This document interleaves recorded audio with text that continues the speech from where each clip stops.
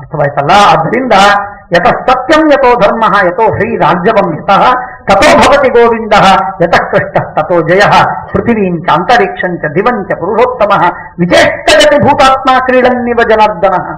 ಆಟವಾಡ್ತಾ ಆಡ್ತಾ ಇಡೀ ಜಗತ್ತನ್ನ, ಮೇಲಿನ ಸಮಸ್ತ ಜೀವರಾಶಿಗಳನ್ನ, ಕೆಳಗಿನ ಎಲ್ಲ ಜೀವರಾಶಿಗಳನ್ನ, ಮಧ್ಯದ ಎಲ್ಲ ಭೂಮಿಸ್ಥವಾದ ಜೀವರನ್ನ ಭಗವಂತ ಒಬ್ಬನೇ ತನ್ನ ಮನಸ್ಸಿನಿಂದ ಎಲ್ಲರನ್ನು ನಿಯಮನ ಮಾಡ್ತಾನೆ, ಪ್ರೇರಿಸ್ತಾನೆ. ಸಕೃತ್ವ ಪಾಂಡವಾನ್ ಸತ್ವಂ ಲೋಕಂ ಸಮ್ಮೋಹಯನ್ನಿವ ಅಧರ್ಮ ನಿರತಾನ್ಮೂಢಾನ್ ದಗ್ಧುಮಿಚ್ಛತಿ ತೇ ಸುತಾನ್. ಬಹಳ ಮಹತ್ವದ ಮಾತಿದು, ಬಹಳ ಮಹತ್ವದ ಮಾತು. ನಾರಾಯಣ ದ್ವಿಟ್ಟದನುಬಂಧಿ ನಿಗ್ರಹ ಇವ ಕ್ಷತ್ರಿಯಾಣಂ ಪರಮೋ ಧರ್ಮ ಕಾಲೋಸ್ಮಿ ಲೋಕಕ್ಷಯಕೃತ್ ಪ್ರವೃದ್ಧ ಲೋಕಾನ್ ಸಮಾಹತ್ವಮಿಹ ಪ್ರವೃತ್ತ. ಅಣ್ಣ ತಮ್ಮಂದಿರಲ್ಲಿ ಜಗಳ ಬಂದಿದೆ, ಆ ಜಗಳಕ್ಕಾಗಿ ದೇವರು ಒಂದು ಪಕ್ಷದಲ್ಲಿ ನಿಂತು ಪಾಂಡವರಿಗೆ ಜಯ ಕೊಟ್ಟ ಅಲ್ಲ. ಭಗವಂತನ ಬಹಳ ಸ್ಪಷ್ಟವಾದ ಸ್ಟೇಟ್ಮೆಂಟ್, ಪರಿತ್ರಾಣಾಯ ಸಾಧೂನ ವಿನಾಶಾಯ ಚ ದುಷ್ಕೃತಾನ್ ಧರ್ಮ ಸಂಸ್ಥಾಪನಾರ್ಥಾಯ ಸಂಭವಾನ್. ಇದು ಬಹಳ ಮಹತ್ವದ ಮಾತಿದು. ಹಾಗಾಗಿ ಇದು ಅಣ್ಣ ತಮ್ಮಂದಿರ ಜಗಳದಿಂದ ಬಂದ ಅಥವಾ ರೂಪುಗೊಂಡ ಅಥವಾ ಬಹಳ ದೊಡ್ಡ ಪ್ರೇರಣಭೂತದಂತೆ ಭವ್ಯವಾಗಿ ಮಾಡಿದಂತಹ ಮಹಾಭಾರತವಲ್ಲ. ಹೇಳ್ತಾರೆ, ಅಧರ್ಮ ನಿರತಾನ್ ಮೂಢಾನ್ ದಗ್ಧುಮಿಚ್ಛತಿ ತೇ ಸುತ. ನಿನ್ನ ಮಕ್ಕಳನ್ನ ಸುಟ್ಟು ಹಾಕುವುದಕ್ಕೆ ತೊಡಗಿದ್ದಾನೆ. ಇಷ್ಟೆಲ್ಲ ಮಾತಾಡ್ತಾ ಇರುವಾಗ ಅವನಿಗೆ ಕೋಪ ಬರದೇ ಇರ್ಬೋದಾ? ಅಸೂಯೆ ಬರದೇ ಇರ್ಬೋದಾ ಧೃತರಾಷ್ಟ್ರನಿಗೆ? ಅದಕ್ಕಾಗಿಯೇ ಸಂಜಯ ಹೇಳಿದ, ನಿಮ್ಮಪ್ಪ ವೇದವ್ಯಾಸನನ್ನು ಕರೆ, ನಿನ್ನ ಹೆಂಡತಿ ಗಾಂಧಾರಿಯನ್ನು ಕರೆ, ಇಬ್ಬರನ್ನು ಕರೆದು ಕೂಡಿಸು. They are shock absorbers. ಆದ್ರಿಂದ ನಾನು ಹೇಳಿದ ಮಾತನ್ನ ನಿನಗೆ ಅರ್ಥ ಮಾಡಿಕೊಳ್ಳಿಕ್ಕಾಗತ್ತೆ. ಮಾಡಿದ ಅರ್ಥವಾದಾಗ ಸಿಟ್ಟು ಬಾರದೆ ಅದನ್ನು ಸರಿಯಾದ ಅರ್ಥದಲ್ಲಿ ತಿಳ್ಕೊಳ್ಳಿಕ್ಕೆ ಸಾಧ್ಯವಾಗುತ್ತೆ. ಆದ್ದರಿಂದ ಅಧರ್ಮ ನಿರತಾನ್ಮೂಢಂ ದಗ್ಧುಮಿಚ್ಛತಿ ತೇ ಸುತಾನ್. ಕಾಲಚಕ್ರಂ ಜಗಚ್ಚಕ್ರಂ ಯುಗಚಕ್ರಂಚ ಕೇಶವ. ಕಾಲಚಕ್ರವನ್ನು ನಡೆಸುವವನು ದೇವರು. ಬಹಳ ವಿಚಿತ್ರವಾಗಿದೆ. ಕಾಲ ಅಂತನ್ನುವುದು ಏನೇನು ಪರಿಣಾಮವನ್ನು ಮಾಡಬೇಕು, ಇದನ್ನು ಸ್ವಲ್ಪ ಬಹಳ ವಿಸ್ತಾರ ಮಾಡಬೇಕು. ಅದು ಅಷ್ಟು ಮಾಡ್ಲಿಕ್ಕಾಗುವುದಿಲ್ಲ ಸದ್ಯಕ್ಕೆ. ಕಾಲಚಕ್ರ, ಕಾಲದ ಪರಿಣಾಮಗಳೇನೋ ಅದನ್ನೆಲ್ಲ ಭಗವಂತ ನಿಯಮಿಸ್ತಾನೆ. ಅದೊಂದು ಚಕ್ರಾತ್ಮನ ಇದೆ. ಭಗವಂತನ ದೃಷ್ಟಿಯಲ್ಲಿ ನೋಡಿದರೆ, ಮೇಲ್ ನೋಡಿದರೆ ಚಕ್ರ ಇದ್ದಾಗಿದೆ. ಹಾಗಿಲ್ಲ, ಚಕ್ರ ಅಲ್ಲ ಅದು, ಕಾಲಚಕ್ರ. ಕಾಲ ನೇರವಾಗಿದೆ, ಕಾಲ ನೇರವಾಗಿದೆ. ಹೋದದ್ದು ಮತ್ತೆ ಬಂದರೆ ಚಕ್ರ, ಹೋದದ್ದು ಬರುವುದಿಲ್ಲ. ಆದ್ರಿಂದ ಚಕ್ರ ಅಲ್ಲ ಅದು. ಆದರೆ ಚಕ್ರದಂತೆ ತೋರುತ್ತದು. ಹಾಗಾಗಿ ಕಾಲಚಕ್ರ. ಕಲಿಯುಗ ಹೋದದ್ದು ಮತ್ತೆ ಕೃತಯುಗ ಬಂತು, ಕೃತಯುಗ ಹೋದದ್ದು ಮತ್ತೆ ಬಂತು, ಕೃತಯುಗ ಹೋದದ್ದು ಮತ್ತೆ ಬರುತ್ತೆ ಅಂತ ಅನ್ನೋದಕ್ಕೆ ಹೆಸರು ಕೊಡ್ತೇವೆ ಕೃತಯುಗ ಅಂತ. ಹೋದದ್ದು ಬಂತೇನು?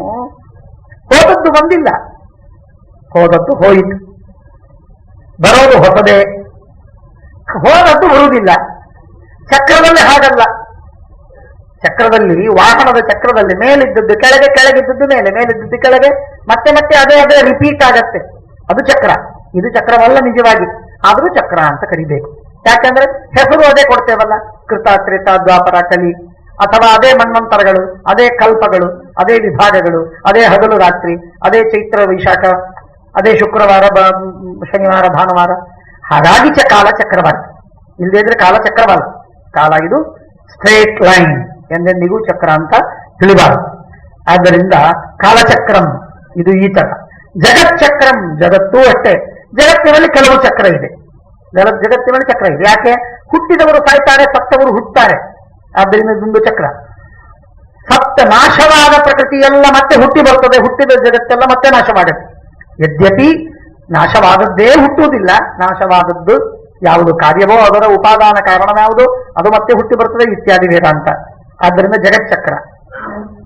ಯುಗಚಕ್ರಂಚ ಕೇಶವ, ಯುಗಗಳ ಚಕ್ರವೇನಿದೆ ಇದರ ಬಗ್ಗೆ ನನಗೆ ಹೆಚ್ಚು ಹೇಳಬೇಕಾಗಿದೆ, ಹೇಳಲಿಕ್ಕಾಗುವುದಿಲ್ಲ. ಆತ್ಮಯೋಗೇನ ಭಗವಾನ್ ಪರಿವರ್ತಯತೆ ನಿಶಂ. ಆತ್ಮಯೋಗ, ಯೋಗ ಅಂದ್ರೆ ಸಾಮರ್ಥ್ಯ. ತನ್ನ ಸ್ವರೂಪಭೂತವಾದ ಸಾಮರ್ಥ್ಯದಿಂದ ಇಡೀ ಜಗತ್ತನ್ನ ಭಗವಂತ ಪರಿವರ್ತಯತೆ ಅನಿಶಂ, ಸತತವಾಗಿ. ಪ್ರಳಯವೂ ಒಂದು ಚಕ್ರದಲ್ಲಿ ಒಂದು ಭಾಗ, ಸೃಷ್ಟಿಯೂ ಒಂದು ಭಾಗ, ಸ್ಥಿತಿಯೂ ಒಂದು ಭಾಗ, ಮುಕ್ತಿಯೂ ಒಂದು ಭಾಗ, ಸಂಸಾರವೂ ಒಂದು ಭಾಗ. ಎಲ್ಲವೂ ಒಂದು ಚಕ್ರದಲ್ಲಿ ಒಂದೊಂದು ಭಾಗವಾಗಿದೆ ಹೊರತು ಯಾವುದೂ ಚಕ್ರದಿಂದ ಹೊರಗಿದ್ದದ್ದಲ್ಲ. ಭಗವಂತ ನಡೆಸುವ ಚಕ್ರದ ಒಳಗೇನೆ ಸೃಷ್ಟಿ, ಸ್ಥಿತಿ, ಸಂಹಾರ, ಮೋಕ್ಷ ಎನ್ನುವಂತಹದ್ದು ಇದೆಲ್ಲ ಭಗವಂತನ ವಶವಾಗಿ ನಿಂತದ್ದು. ಇಷ್ಟೇ. ಆದ್ದರಿಂದ ಸಂಸಾರದ ಚಕ್ರದೊಳಗೆ ಮುಕ್ತಿ ಬರುವುದಿಲ್ಲವೇ ಹೊರತು ದೇವರು ನಡೆಸುವ ಚಕ್ರದಲ್ಲಿ ಯಾವುದು ಬಾರದೇ ಇಲ್ಲ, ಯಾವುದು ಬಾರದೇ ಇಲ್ಲ. ಆದ್ದರಿಂದ ಯುಗಚಕ್ರಂಚ ಕೇಶವ ಆತ್ಮಯೋಗೇನ ಭಗವನ್ ಪರಿವರ್ತಯತೆ ನಿಶಂ ಕಾಲಸ್ಯ ಚ ಹಿ ಮೃತ್ಯೋಶ್ಚ ಜಂಗಮಸ್ಥಾವರಸ್ಯ ಚ ಈಷ್ಟೇ ಹಿ ಭಗವಾನೇಕ ಸತ್ಯಮೇತದ್ಬ್ರವೀಮಿತೆ. ಇವತ್ತು ಕಾಲ ಏನು? ಕಲಿಯುಗ, ಬಹಳ ಕೆಟ್ಟದ್ದು. ಇದೆಲ್ಲ ನಾವಂತೇವಲ್ಲ, ಇದೆಲ್ಲ ನಮ್ಮ ಪಾಲಿಗೆ. ಕಾಲಕ್ಕೆ ವಶರಾದ, ಕಾಲಕ್ಕೆ ಪಕ್ಕಾದ, ಕಾಲಕ್ಕೆ ಅಧೀನರಾದ ನಮಗೆಲ್ಲ ಈ ರೀತಿಯಾಗಿ ಕಾಲದಿಂದ ಆಗುವ ಪರಿಣಾಮಗಳನ್ನ ಸಹಿಸಬೇಕಾದ ಅನಿವಾರ್ಯತೆಗಳಿವೆ. ಕಾಲ ಏನ್ ಮಾಡುತ್ತೋ ಅದನ್ನು ನಾವು ಮಾಡಿಸಿಕೊಳ್ಳ. ಬಿಸಿಲಾಯಿತು, ಅದನ್ನು ನಾವು ಒಪ್ಪಬೇಕು ಅಷ್ಟೇ. ಹಾಗೆ ಮಳೆ, ಬಿಸಿಲು, ಗಾಳಿ ಅಥವಾ ವಾರ್ಧಕ್ಯ, ವಯಸ್ಸು, ತಾರುಣ್ಯ, ಮುಪ್ಪು ಇತ್ಯಾದಿಗಳೇನು ಬರುತ್ತೆ, ಇದನ್ನೆಲ್ಲವನ್ನು ನಾವು ಅನುಭವಿಸಲೇಬೇಕು. ಇದರಲ್ಲಿ ಪರಿವರ್ತನೆ ಮಾಡುವುದು ನಮಗೆ ಸಾಧ್ಯವಿಲ್ಲ. ಕಾಲಸ್ಯ ಚ ಹಿ ಮೃತ್ಯೋಶ್ಚ, ಮೃತ್ಯುವಿಗೆ ಭಗವಂತ ಇಷ್ಟೇ, ಮೃತ್ಯುವಿಗೆ ಇಷ್ಟೇ. ಸತ್ತವರನ್ನು ಬದುಕಿಸುವುದು ದೇವರಿಗೆ ಸಾಧ್ಯ, ಬದುಕಿದವರನ್ನು ಕೊಲ್ಲುವುದು ದೇವರಿಗೆ ಸಾಧ್ಯ, ಹುಟ್ಟದವರನ್ನು ಹುಟ್ಟಿಸುವುದು ಇತ್ಯಾದಿ ಇತ್ಯಾದಿ. ಏನು ಎಲ್ಲರಿಗೆ ಅಸಾಧ್ಯ ಅದು ಎಲ್ಲವೂ ದೇವರಿಗೆ ಸಾಧ್ಯ. ಕಾಲಸ್ಯ ಚ ಹಿ ಮೃತ್ಯೋಶ್ಚ, ಇದು ಯಾವುದು ಸಾಮಾನ್ಯವಾಗಿ ಪ್ರಾಯ ಮನುಷ್ಯರ ಅಧೀನವಾಗಿಲ್ಲ, ಅವುಗಳೆಲ್ಲ ದೇವರ ಅಧೀನವಾಗಿದೆ ಅಂತ ಅನ್ನೋದನ್ನು ಹೇಳುವುದಕ್ಕೆ ಹೊರಟ ಮಾತು. ಕಾಲಸ್ಯ ಚ ಹಿ ಮೃತ್ಯೋಶ್ಚ ಜಂಗಮ ಸ್ಥಾವರಸ್ಯ ಚ, ಜಂಗಮವಾದ ಜೀವರಾಶಿಗಳು, ಕ್ರಿಮಿ ಮೊದಲು ಮಾಡಿಕೊಂಡು ಬ್ರಹ್ಮನವರೆಗಿರುವಂತಹ ಎಲ್ಲ ವಸ್ತುಗಳು ಜಂಗಮ. ಸ್ಥಾವರ, ಸ್ಥಿರವಾಗಿ ಇರುವಂತಹ ಗಿಡ, ಮರ, ಬಳ್ಳಿ ಇತ್ಯಾದಿಗಳು, ಇವುಗಳೆಲ್ಲವೂ ಕೂಡ ಇವುಗಳನ್ನು ನಿಯಮನ ಮಾಡುವವನು ಭಗವಂತ. ಇಷ್ಟೇ ಭಗವಾನೇಕ ಸತ್ಯಮೇತದ್ ಬ್ರವೀಮಿತೆ. ಇದನ್ನೆಲ್ಲ ಒಬ್ಬ ಭಗವಂತ ನಿಯಮನ ಮಾಡ್ತಾನೆ. ಎಷ್ಟು ಅದ್ಭುತವಾಗಿದೆ ಅಂದ್ರೆ, ಈ ಕಾಲ, ಮೃತ್ಯು, ಜಂಗಮ, ಸ್ಥಾವರ ಈ ನಾಲ್ಕರ ಒಂದು ಪರ್ಮಿಟೇಷನ್ ಕಾಂಬಿನೇಷನ್ಗಳಿಗೂ ಕೂಡ ದೇವರೇ ನಿಯಾಮಕ. ಅದಕ್ಕೆ ಚಕಾರ ಇದೆ. ಕಾಲಸ್ಯ ಚ ಹಿ ಮೃತ್ಯೋಶ್ಚ ಜಂಗಮ ಸ್ಥಾವರ ದ್ವಂದ್ವ ಸಮಾಸ ಮಾಡಿ ಮತ್ತೆ ಚ ಅಂದ್ರೆ ಈ ಕಾಲವನ್ನು ನಿಯಮನ ಅಂದ್ರೆ ಈ ನಾಲ್ಕನ್ನು ಪ್ರತ್ಯೇಕವಾಗಿ ನಿಯಮನ ಮಾಡುವುದು ಒಂದು, ನಾಲ್ಕಕ್ಕೂ ಪರಸ್ಪರವಾದ ಸಮ್ಮತವಾದ ಒಂದು ರೂಪವನ್ನ ನಿಯಮನ ಮಾಡುವುದು ಮತ್ತೊಂದು. ಅಂದ್ರೆ ಜಂಗಮದ ಮೇಲೆ, ಜೀವರಾಶಿಗಳ ಮೇಲೆ ಕಾಲದ ಪ್ರಭಾವ ಆಗುವಂತೆ ಆಗದಿರುವಂತೆ ಮಾಡುವುದು, ಮೃತ್ಯುವಿನ ಪರಿಣಾಮ ಆಗುವಂತೆ ಆಗದಿರುವಂತೆ ಮಾಡುವುದು ಇತ್ಯಾದಿಗಳೇನಿವೆ, ಇದು ಒಂದು ಚಕ್ರ. ಇದೊಂದು ವಿಶಿಷ್ಟವಾದದ್ದು. ಈಶನ್ನಪಿ ಮಹಾಯೋಗಿ ಸರ್ವಸ್ಯ ಜಗತೋ ಹರಿಹಿ ಕರ್ಮಣ್ಯಾರಭತೆ ಕರ್ತುಂ ಕೀನಾಶ ಇವ ದುರ್ಬಲ. ಆಚಾರ್ಯರು ತಾತ್ಪರ್ಯ ನಿರ್ಣಯದಲ್ಲಿ ಈ ಶ್ಲೋಕವನ್ನು ಉದಾಹರಿಸುತ್ತಾರೆ. ಪರಮಾತ್ಮನ ಸರ್ವೋತ್ತಮತ್ವವನ್ನು ಹೇಳುವುದಕ್ಕೆ, ಹಾಗೂ ಭಗವಂತ ಇಡೀ ಜಗತ್ತಿಗೆ ನಿಯಾಮಕನಾಗಿಯೂ ಭಗವಂತ ಸಾಮಾನ್ಯ ಮಾನವರಂತೆ ಅವನು ಕೆಲಸ ಮಾಡ್ತಾನೆ, ಕಾರ್ಯವನ್ನು ಮಾಡ್ತಾನೆ. ಭಗವಂತ ಪರಮಾತ್ಮನ ಲೀಲೆ ವಿಚಿತ್ರವಾಗಿದೆ. ಕೀನಾಶ ಅಂದ್ರೆ ರೈತ, ಕೀನಾಶ ರೈತ, ಹೊಲದಲ್ಲಿ ಕೆಲಸ ಮಾಡುವ ರೈತ. ಅಯ್ಯೋ ಅಂತಂತೀರಲ್ಲ, ಬಿಸಿಲಲ್ಲಿ ಒದ್ದಾಡ್ತಾನೆ, ಕಷ್ಟಪಡ್ತಾನೆ, ಅದೇನೋ ಹುಲ್ಲುಗಳೆಲ್ಲ ಸಿಕ್ಕು ಬಿದ್ದಿರ್ತದೆ, ಅದನ್ನು ಕಿತ್ತಾನೆ, ವೀಡೌಟ್ ಮಾಡ್ತಾನೆ, ಊಳ್ತಾನೆ, ಅದು ಎಲ್ಲೆಲ್ಲೋ ಹಾವು ಕಚ್ಚತ್ತೆ, ಅದನ್ನು ಕಟ್ಟಿಕೊಳ್ತಾನೆ, ಎಲ್ಲೋ ಮುಳ್ಳು ನಟ್ಟತ್ತೆ, ಅದನ್ನು ದುಃಖ ಪಡ್ತಾನೆ, ಕಷ್ಟಪಡ್ತಾನೆ. ಇದನ್ನೆಲ್ಲ ನೋಡಿದ್ರೆ ಅಯ್ಯೋ ಅಂತ ಅನಿಸ್ತದೆ, ಯಾಕಪ್ಪ ಇಷ್ಟು ಕಷ್ಟಪಡ್ತಾನೆ. ಹಾಗೆ ದೇವರನ್ನು ನೋಡಿದ್ರೆ ದುರ್ಬಲನಾದ ಒಬ್ಬ ರೈತ ಹೇಗೆ ಬಿಸಿಲಿನಲ್ಲಿ ಒದ್ದಾಡ್ತಾ ತನ್ನ ಏನು ಭರವಸೆ ಇಲ್ಲದೆ, ಮಳೆ ಬಂದ್ರೆ ಬೆಳೆ ಬಂತು, ಇಲ್ಲದೇ ಇದ್ರೆ ಇಲ್ಲ ಅನ್ನುವಂತೆ ಹೇಗೆ ಒದ್ದಾಡ್ತಾನೆ, ಕಷ್ಟಪಡ್ತಾನೆ, ಕಾರ್ಯದಲ್ಲಿ ತೊಡಗ್ತಾನೆ, ಆ ರೀತಿಯಾಗಿ ದೇವರಿದ್ದಾನೆ ಅಂತ ತೋರ್ತದೆ. ದುರ್ಬಲನಾದಂತಹ ರೈತ ಯಾವ ರೀತಿಯಾಗಿ ಕೆಲಸ ಮಾಡ್ತಾನೋ ಹಾಗೆ ರಾಮಕೃಷ್ಣಾದಿ ರೂಪಗಳಾಗಿ ಅವತಾರ ಮಾಡಿ ಭಗವಂತ ತಾನೊಬ್ಬ ಸಾಮಾನ್ಯ ಮಾನವ, ಹೆಂಡತಿಗಾಗಿ ಹುಡುಕಿದ, ಪಾಂಡವರಿಗೆ ಗೆಲುವು ಕೊಡುವುದಕ್ಕಾಗಿ ಭಗವಂತ ಬಹಳ ಪ್ರಯತ್ನ ಮಾಡಿದ, ಏನು ಮಾಡ್ಲಿಕ್ಕಾಗಲಿಲ್ಲ, ಕೊನೆಗೂ ಏನೋ ಮಾಡಿ ಕೊಟ್ಟ ಇತ್ಯಾದಿಯಾಗಿ ಅನಿಸ್ಬಿಡಬೇಕು ಜನರಿಗೆ. ಕೀನಾಶ ಇವ ದುರ್ಬಲ. ಹಾಗೆ ರೈತ ಬಹಳ ಶ್ರಮ ಪಟ್ಟಂತೆ ದೇವರೂ ಶ್ರಮ ಪಡ್ತಾನೆ ಅಂತ ನಮಗೆ ತೋರ್ತದೆ. ದೇವರು ಶ್ರಮ ಪಡುವುದಿಲ್ಲ, ದೇವರು ಶ್ರಮ ಪಡುವುದಿಲ್ಲ. ಅನಂತ ಜೀವರಾಶಿಗಳ ಮನಸ್ಸು, ಇಂದ್ರಿಯ, ದೇಹ ಇವುಗಳಿಗೆ ಪ್ರೇರಣೆ ಮಾಡ್ತಾ, ಜಗತ್ತಿನ ಚರಾಚರ ವಸ್ತುಗಳನ್ನೆಲ್ಲ ನಿಯಮನ ಮಾಡ್ತಾ, ಅವರವರ ಕರ್ಮಾನುಸಾರವಾಗಿ ಅವರಿಗೆ ಇವತ್ತು ಪ್ರೇರಣೆಯನ್ನು ಹಾಗೂ ಸುಖ ದುಃಖಗಳೆಂಬಂತಹ ಫಲವನ್ನ, ಸಿದ್ಧಿ ಅಸಿದ್ಧಿ, ಲಾಭ ಹಾನಿ, ಜಯ ಪರಾಜಯ, ಜ್ಞಾನ ಅಜ್ಞಾನ, ಸುಖ ದುಃಖ ಎಲ್ಲವನ್ನು ಕೊಡುವ ಭಗವಂತ ಶ್ರಮ ಪಡುವುದಿಲ್ಲ. ಪರಮಾತ್ಮ ತಾನು ಅಂತಸ್ಥಿತ್ವ ರಮಣಕೃತ ಅಂತರಸ್ತೌದಾಹತಃ ಸ್ವಾತ್ಮನ ಅನಿಯತಂ ವಸ್ತು ಪ್ರತೀಪಂ ಜ್ಞಾತ್ಮನೋ ಭವೇತ್ ಸ್ವಾಧೀನ ಸತ್ತಾ ಶಕ್ತಿಯಾಗಿ ಕಥಂ ಆತ್ಮತ್ ಪ್ರತೀಪಕಂ. ಯಾವುದು ತನಗೆ ವಶವಲ್ಲ ಅದು ತನಗೆ ವಿರುದ್ಧವಾಗತ್ತೆ, ಯಾವುದು ಎಲ್ಲವೂ ಭಗವಂತನ ವಶ ಅದು ಹೇಗೆ ತನಗೆ ವಿರುದ್ಧವಾಗತ್ತೆ? ಆಗುವುದಿಲ್ಲ. ಬೇಳೆ ಹೆಸರು ಬೇಳೆ, ತೊಗರಿ ಬೇಳೆ ಅದಕ್ಕೆ ಬೇಯುವುದಕ್ಕೆ 20 ನಿಮಿಷ ಬೇಕು, ಅರ್ಧ ಗಂಟೆ ಬೇಕು, 2 ಗಂಟೆ ಬೇಕು ಇತ್ಯಾದಿ. ಬೇಯುವುದಕ್ಕೆ ಎಷ್ಟು ಹೊತ್ತು ಬೇಕು, ಇಷ್ಟು ಹೊತ್ತು ಬೇಕು, ಅಷ್ಟು ಹೊತ್ತಿನೊಳಗೆ ಬೇಯುವುದಕ್ಕೆ ಸಾಧ್ಯವಾಗುವುದಿಲ್ಲ. ನನಗೆ ಅವಸರ ಇದೆ, ಗಡಿಬಿಡಿ ಇದೆ, ಹೋಗ್ಬೇಕು, ಬೇಳೆ ಬೆಂದಿಲ್ಲ ಏನಾಗ್ಬೇಕು? ನಾವು ಕಷ್ಟಪಡ್ತೇವೆ, ದುಃಖ ಪಡ್ತೇವೆ. ಬೇಳೆ ಬೇಯುವುದನ್ನು ಆರಂಭ ಮಾಡಿಕೊಂಡು ನಮಗೆಲ್ಲವೂ ವಿರುದ್ಧವೇ. ಆದರೆ ಆ ಬೇಳೆಯ ಸ್ವಭಾವ ಯಾರ ಕೈಯಲ್ಲಿ? ದೇವರ ಅಧೀನ. ಹಾಗಾಗಿ ಆ ದೇವರು ಒಂದು ಕ್ಷಣದಲ್ಲೂ ದೇವರು ಆ ಬೇಳೆಯನ್ನು ಬೇಯಿಸಬಹುದು. ದೃಷ್ಟಾಂತ ಏನಿದಕ್ಕೆ? ಭಗವಂತ ಕೈಲಾಸಕ್ಕೆ ಕೈಲಾಸಕ್ಕೆ ಹೋಗಿ ರುದ್ರದೇವರನ್ನು ಕುರಿತು 12 ವರ್ಷದವರೆಗೆ ತಪಸ್ಸು ಮಾಡಿ ಬರ್ತೇನೆ ಅಂತ ಪರಮಾತ್ಮ ಹೋದಾಗ ಆ ಗುರುವಿಗೆ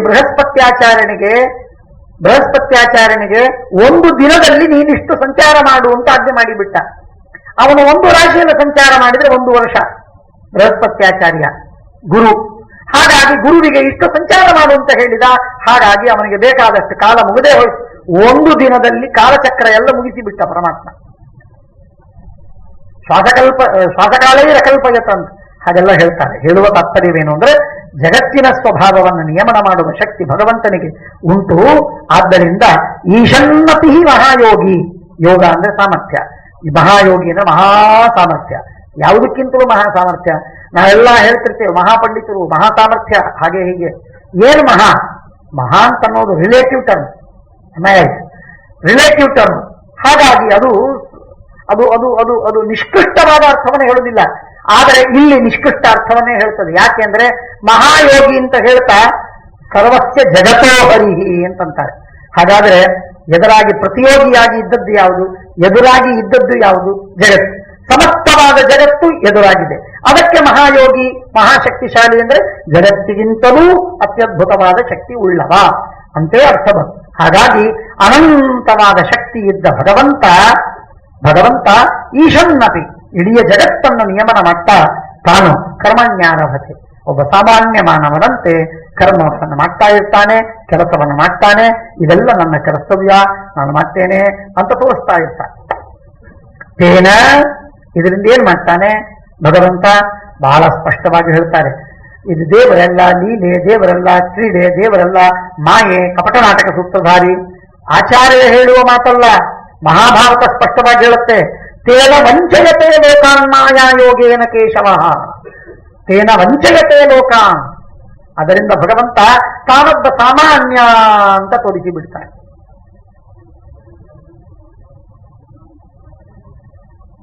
ಅಂತ ಹೊಟ್ಟೆ ದೇವರು ತಾನು ಅತ್ಯಂತ ಸಾಮಾನ್ಯ ದುರ್ಬಲ ರಹಿತ ಅಂತ ತನ್ನನ್ನು ತಾನು ತೋರಿಸ್ತಾ ಇರುವ ಸಂದರ್ಭದೊಳಗೆ ನಾವು ಸಿಕ್ಕು ಅದನ್ನು ಹೌದು ಅಂತ ತಲೆಗೋಣ ಹಾಕಿ ಸತ್ತ ದೇವರು ದೇವರು ಅತ್ತ ಅಂತ ದೇವರು ಮಾಡಿದ ಎಲ್ಲ ನಾಟಕವನ್ನು ನಾವು ಸತ್ಯ ಅಂತ ತಿಳಿತೇವೆ.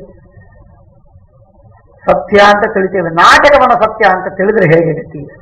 ತೇನ ವಂಚಯತೆ ಲೋಕಾನ್ ಮಾಯಾಯೋಗೇನ ಕೇಶವ. ಅದಕ್ಕೇನ್ ಮಾಡ್ಬೇಕಿನ್ನು? ಈ ವಂಚನೆ ಆಗಬಾರದು. ಏನು ಮಾಡಬೇಕು? ಏನು ಮಾಡಿದರೂ ಆಗುವುದಿಲ್ಲ. ಅದಕ್ಕೆ ಒಂದೇ ಒಂದು ಉಪಾಯ.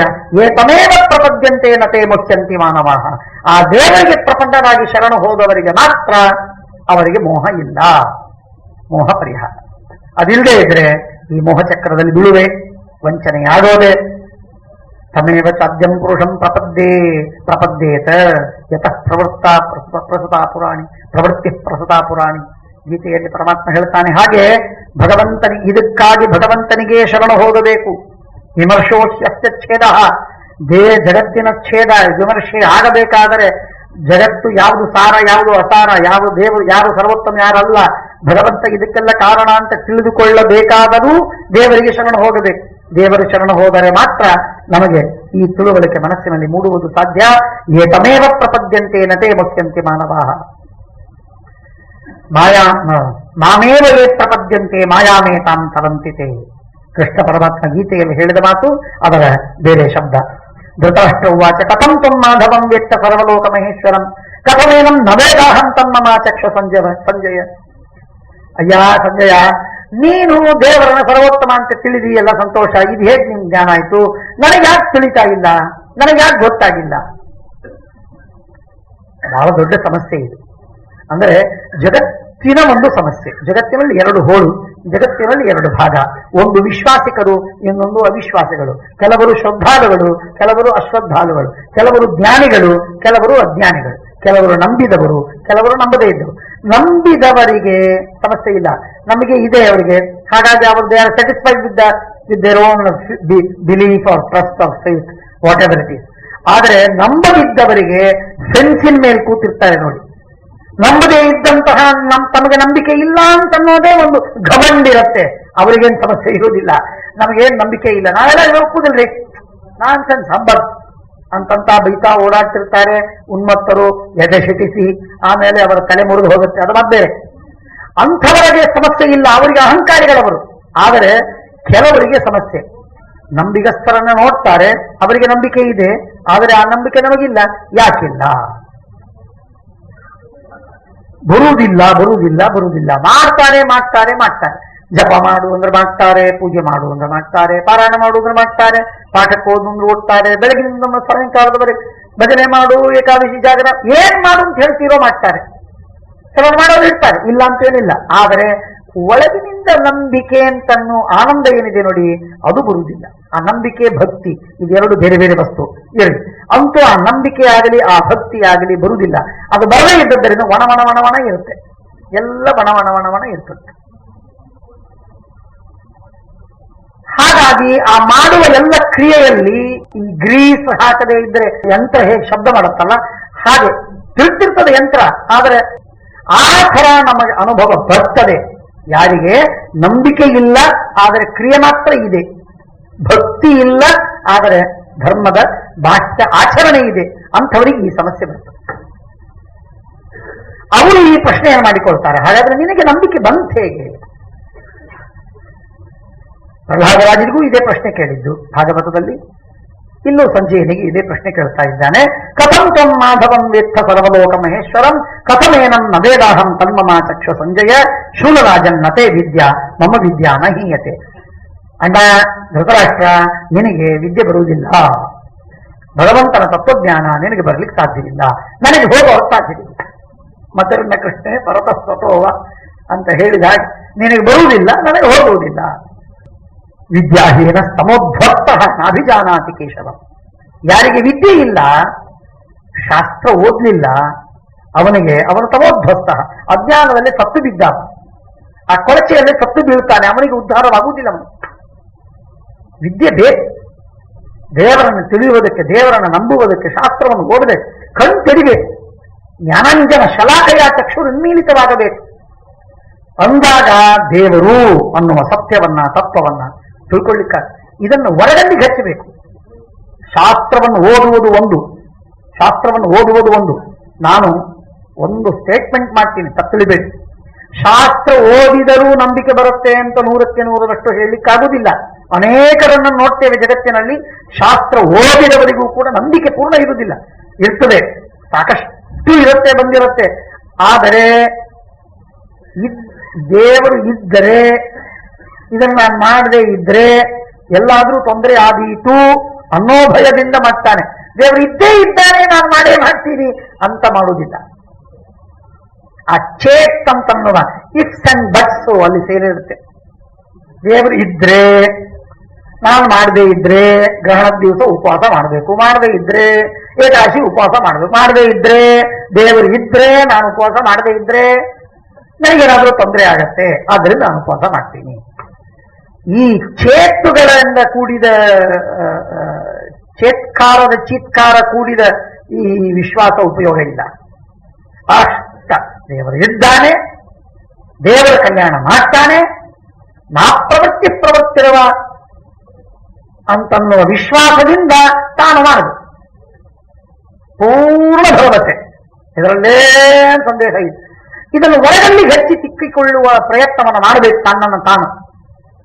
ದೇವರ ಅಸ್ತಿತ್ವ ದೇವರ ಅನುಗ್ರಹ ಸಾಮರ್ಥ್ಯ, ಗುರುಗಳ ಕೃಪೆ, ಇವುಗಳನ್ನೆಲ್ಲ, ಧರ್ಮದ ಪ್ರಾಮಾಣಿಕತೆ, ಶಾಸ್ತ್ರದಲ್ಲಿರುವ ಯಾಥಾರ್ಥ್ಯ, ಇವುಗಳನ್ನೆಲ್ಲ ತನ್ನ ಜೀವನದೊಳಗೆ ತಿಕ್ಕಿ ತಿಕ್ಕಿ ನೋಡುವ ಪ್ರಸಂಗಗಳು ಬರುತ್ತೆ. ಆಗ ಪ್ರಸಂಗದಲ್ಲಿ ಅಷ್ಟು ವಿಶ್ವಾಸವನ್ನಿಟ್ಟು ನೋಡಬೇಕು, ಆಗತ್ತದು.